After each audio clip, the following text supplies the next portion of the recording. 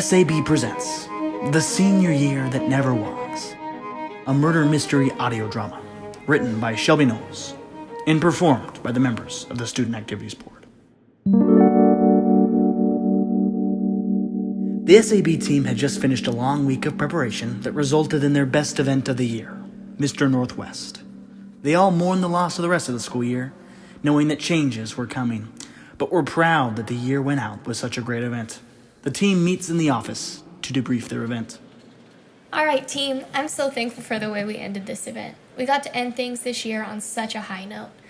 Let's go ahead and break for the night. Great work. We can finish putting away things tomorrow.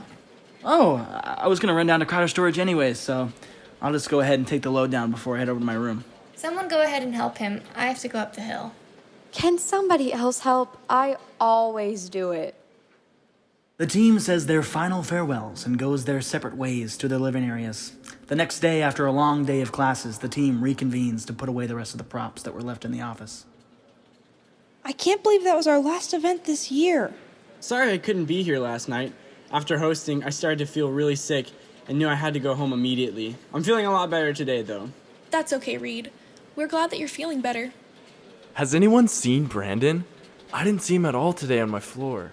He should definitely be here by now. Someone's always got to be late to cleanup, don't they? I'll go ahead and call him. The room continues to talk indistinctly as they wait for Brandon's response. That's weird. Brandon isn't responding. Weird. He always answers my calls. Does anyone have his location? Yeah, I do. I'll check. The team waits anxiously in anticipation. He's down in Crowder Storage. He must have got here early and started cleaning up. Let's go help him out. The team takes their first load of props and walks down to Crowder Storage with chipper smiles and high spirits. Little did they know that their world was about to turn upside down.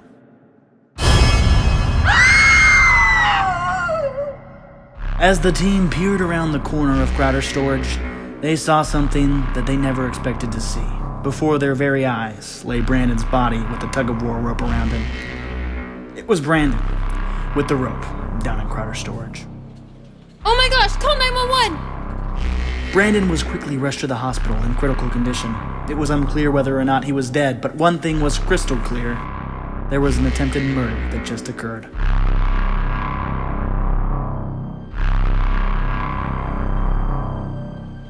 How could this have happened? Who would have done this? It just doesn't make sense. Did anybody see anything last night? I didn't see anything.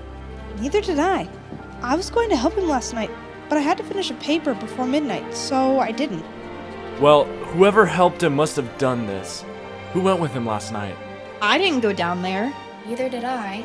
Well, it isn't like someone's going to confess to attempted murder in this group. One of us has to be lying.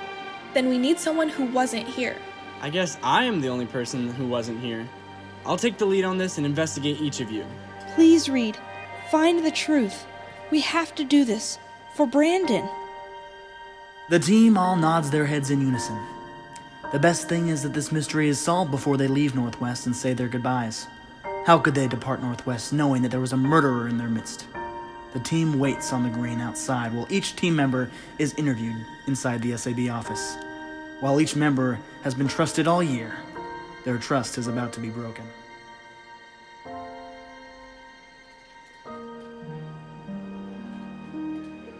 It is time to get to the bottom of this. David. You almost always walk with Brandon back to your rooms. You lived in the same hall? How suspicious that you suddenly have no idea where he went after the meeting. That only makes me think one thing. Why did you try to kill Brandon? Tell me the truth. Frankly, I am disappointed in you. This is absurd. How could you ever ask me a question like this? You know what? I've known Brandon for over a year. We've made so many memories together. Sure, he's stolen a few airy drinks from me, but I wouldn't kill him for a reason like that. I'm too nice of a guy to ever hurt someone, let alone kill them. I sure hope they find whoever killed this innocent man. I'd like to share a few words with them. Don't you dare ever accuse me again of murder. Get out of my face! David punches Reed Gerald. You like that, Reed? Don't worry, I can give you some more. Stop! Please, just get out! Reed wipes the blood from his nose before gaining his composure and welcoming in the next suspect. Now, Shelbie, I see past this happy facade that you always put on. What do I think about this, you may ask? I didn't actually. What do I think? I think that you're a fraud. What do you mean? I bet, well, actually, I know that you must have some beef with Brandon. This beef was so rare and juicy that it caused you to explode and do something to end your feud. Tell me the truth. Did you try to kill Brandon or not? Dude, calm down. Why the heck would I kill Brandon? I think the world of Brandon. Well, I mean, yeah, we did have that one disagreement when we were setting up the Screamin' Eagles Week Olympics. He kept insisting that putting flour in a blow-up pool would be a good idea. He almost killed someone with that idea. Can you even imagine the physical torment that they went through? Flour in places flour should never be. It serves Brandon right that someone sought revenge after that stunt he tried to pull. Whoever did that had good reason, I'm sure of it. And before you keep insisting, no, of course it wasn't me. You think student teachers have time to do anything extra on this campus? My plate is full already, and I wouldn't go out of my way to do that. Get out of my face, Reed. Fine, I've heard enough out of you. Go tell Taylor to come in next. Shelbie excuses herself from the office while Reed ponders deeply the 2 stories he had just heard. Trust is quickly fading, just like their hopes of finishing the rest of their school year. While Reed shakes off his nerves for facing his next teammate, Taylor enters the office. Okay, Taylor, here's the deal. All I need is for you to tell me where you were last night. Obviously, someone had a riff with Brandon and tried to kill him. Just come clean with me here. Was it you? Did you have a problem with Brandon? And do remember, you're under oath.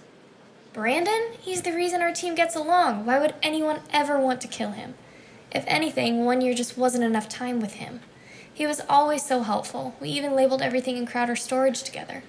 I mean, sure, he's taking my position next year, and he will actually get to plan an evening and Northwest Fest and stuff. But, I wanted him to, you know? He's so creative. I feel like it's part of my job to help find who takes over next year, and he was going to be perfect. Oh, man, I'm so heartbroken about this. I remember hosting music video night with him during Screaming Eagles Week. And that one time he told me I led the team like a conductor leads an orchestra, weaving all the parts together into a symphony. I guess those were the good old days. I guess this means goodbye. I guess my days as director are really over. It really is a sad thing that Brandon could have been killed. We still don't know how he is doing. I really hope he can come back and fulfill his position for next year, because I know he would be good at it. Yeah, I totally agree. All right, well, thanks, Taylor. Go ahead and send Hannah in. Taylor exits as Hannah gets sent in. So, Hannah, So, Reed. I remember long ago you told me that you thought Brandon was interfering with your work on SAB. That he would take your job? That he would make your work look worse? That he was coming for your job? Is that why you tried to kill him? Reed, you're up here. She motions her hand above her head. I'm gonna need you down here if you want anything out of me. Fine. What do you have to say for yourself? You know, I always felt like Brandon was coming for my job. Of course, I would never wish any ill will towards him, but I am spirits and tradition. Mr. Northwest is a tradition, so why wasn't I the only one on the committee? It just doesn't make sense. It had to have been his charm. He has this way about him, you know? But hey, Mr. Northwest isn't anything to kill over. I'd never hurt the guy. It does make you wonder, though, what else has he tried to take from people? It's that hair. It distracts you. Anyways, I heard he was pretty helpful with intramurals. Why would I hurt a helpful guy? Why would you hurt a helpful guy? Great question. Great question. Whatever. Your time is up. Speaking of intramurals, go ahead and send Olivia in. Hannah walks out, a little shaken from Reed's intensity. Meanwhile, the team is starting to get anxious. Welcome, Olivia. Please take a seat. Now you're probably the person I would least suspect to kill Brandon. We know you. I don't think you could step on an ant without showing guilt. Nevertheless, I need your testimony. Did you or did you not try to kill Brandon? Kill Brandon? Never. I mean, sure, working with him at intramurals could be hard, because he would always be busy talking to people. Meanwhile, I'm pulling all the weight, running the stats. But other than that, we were pals, and we had great teamworking skills to plan all the intramural events. He always had the best ideas for intramural events. I mean, mine were good too, you know? Even though his were always better. But I would never kill him. Great. More beef with Brandon. I'm starting to think I should become a vegetarian. This keeps getting more and more confusing. Olivia, please go and grab Devin. Maybe she will be in the clear after I talk to her. Olivia leaves while fighting off tears and sends Devin into the SAB office for her turn. Reed, let's make this quick. You are taking much too long for these interviews. How have you not found the culprit yet? I will ask the questions around here. Oh, whoa, just take it easy. There's nothing easy about this work. No funny stuff here. Did you try to kill Brandon? Brandon and I are marketing buddies. Why would I kill one of my closest teammates? So you have absolutely no grudges against Brandon? I mean, yeah, I have a grudge against Brandon. On the last night of Screaming Eagles Week, Brandon was in charge of finding the tug-of-war rope, and he claims that he couldn't find it anywhere. However, a couple weeks later, I was cleaning out Crowder's storage and found it in a clearly labeled box. I'm convinced he sabotaged Screaming Eagles Week on purpose. But it wasn't me. I was at work all morning and not even on campus. I brought everyone coffee before the meeting. Right. Okay, fine. Anything else you have to say for yourself? Whoever did this, you better find them. I have some things that I want to say to them. Of course, yes. Everything is on my shoulders and I have to do all the work. Send Anna in. She's the last one and I just want this to be over. Reed contemplates all that he's heard before his final teammate was sent in. Let's get this over with, Anna. You and Brandon. Friends? Enemies? Secret grudge that you've held onto for all this time without sharing? Tell me everything. Brandon and I were really good friends. I mean, not like best friends, but we got along just fine. Sure, we had our differences, especially during Screaming Eagles Week, but I never hated the guy, and I definitely wouldn't kill him. You know, I actually did always think he had something against me, though, because I lived on the Pride and he was on the Ducks. Did anything happen between you two that made you think that? It's ancient history. We got over that incident. Okay, well, fine. We were sitting in the booth during the music video premiere. And you remember how the Ducks music video, their audio got kind of off? Well, he thought it was my fault, but it wasn't me, I swear. I mean, I really wanted the Pride to win, but I'm not a cheater, I swear. Thank you, Anna. I need some time now to think about what everyone has told me. Anna exits. After ruminating upon all of the testimonies he had just heard, he began to come to his final conclusion. Each story was plausible, but he found the one that he thought made the least sense and drew his final conclusions. The team, anxious, sends Devin in to check on Reed for his thoughts. Hey, Reed. It's been a really long time. Did you figure it out yet? Come in. I want someone to discuss this with, and I think you're safe. Oh, I love these kinds of things. Please tell me. After hearing everyone's stories, there's one detail that stuck out to me. Someone tried to kill Brandon, and however they did it, they used a rope. Well, the only rope we have is our tug-of-war rope. Who would have known where that was? I guess the only person who would have known where it was would be the Spirits and Traditions coordinator. Exactly. It must have been Hannah. Reed and Devin call the team back into the office to confront Hannah. The team enters, each person acting nervous in their own way. Thank you all for joining me. I have come to the conclusion that... Wait. Reed looks around at the room, extremely confused. 1, 2, 3, 4, 5, 6, 7, 8. Who's missing here? No, it couldn't be. Where is Hannah? I knew it! She is the killer! The team gasps in unison, and panic begins to ensue. Where could she be? She was just with us. She said she was going to look at one of the trees along the edge of the green. Well, let's go look there first. I don't have a good feeling about this. As the team walks from the office to the edge of the green, their minds couldn't help but think the worst. At first sight, nothing seems out of the normal. Where could she be? Everyone needs to stay together so we don't lose anybody else. Let's go look in the bushes over there. The team approaches the bushes only to see something that they hoped wouldn't become a reality. But it has. Is this what I think it is? It couldn't be. It is. Tied up in the bushes, the team finds Hannah, bound up by the same rope used to tie up Brandon. Dead. Not again! What the heck is going on? Everybody shut up and stay calm. Stay calm. Calm down. We need to stay calm and figure this out. You're the one that needs to calm down. At this point, we can't risk losing anybody else. We have to sit down and figure this out. Based on each of your testimonies, I concluded that Hannah has to be the killer because she was the only one who could have known where the rope was. But obviously that wasn't the case, or she wouldn't be here right now. Then who else could have known where the rope was? And why would anyone have a grudge against Hannah and Brandon? Okay, guys, let's think about this a little more systematically. Wait, guys, we should probably call 911. The team, numb to these situations at this point, had forgotten to inform the police. They called 911 and went back into the office to discuss. Alright guys, nobody is leaving until we figure this out. I don't care if they close the res halls. We will be here until the case is solved. Back to what I was saying, we need to figure out the overlap. What did Hannah and Brandon have in common? Well, they were both on the Mr. Northwest committee. Hannah was the Spirits and Traditions coordinator, and Brandon was the photographer. But next year, he's going to be the SAB director. They were both incredibly nice and kind. The team looks over confused at Olivia. What? I can't help but be nice to them, even when they're gone. Wait, I got it, guys! The team looks at him in anticipation. Who stood most to gain by taking out both Brandon and Hannah? It all comes down to reputation. What do you mean, reputation?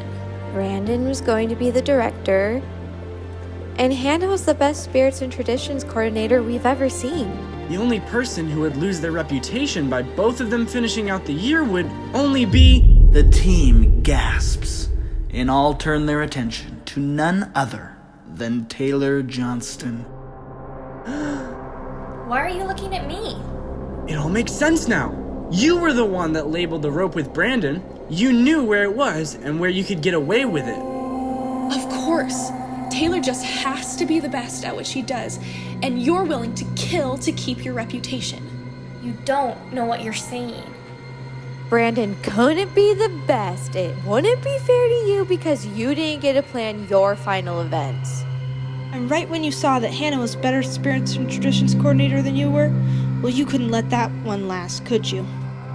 So you, Taylor Johnston, took out your own teammates in order to keep your precious little reputation intact. I am disgusted. You're a monster. A monster, I tell you! Stop. I can't take it anymore. What are you saying then? 1 year wasn't enough. I couldn't sleep knowing that someone else was going to get the year as director that I deserved. Brandon had to go, and then Hannah, she was gaining traction on campus, and I was overlooked. You can't get any better than this. I'm Taylor Johnston, for crying out loud. They both had to go. I'm just the one with enough guts to get the job done, just like I got every other job done on SAB. The team, shocked, grabs Taylor by her wrists and calls the police. Looks like this is another case closed by Inspector Giral. This is your only case to close, Reed. And we definitely all figured it out together. No need to thank me. I couldn't have done it without you all and your support. Wow, Reed, you really have to take a murder and make it all about you, don't you? Campus security arrives on scene, and the person they least suspects steps out of the car. Is that who I think it is? It couldn't be. Hey guys! What's going on? The team steps closer to Brandon, looking more confused than they have ever been. No rope abrasions? No signs of struggle? And he definitely doesn't look like a ghost. We thought you were dead. Taylor tried to kill you. Yeah, we saw you in Crowder's storage. I mean, I put the stuff away, but it only took like 2 minutes. And here I am, so that definitely could not be the case. Y'all must be going crazy. He takes a look at the team, Sure looks like it, too. Then what did we see?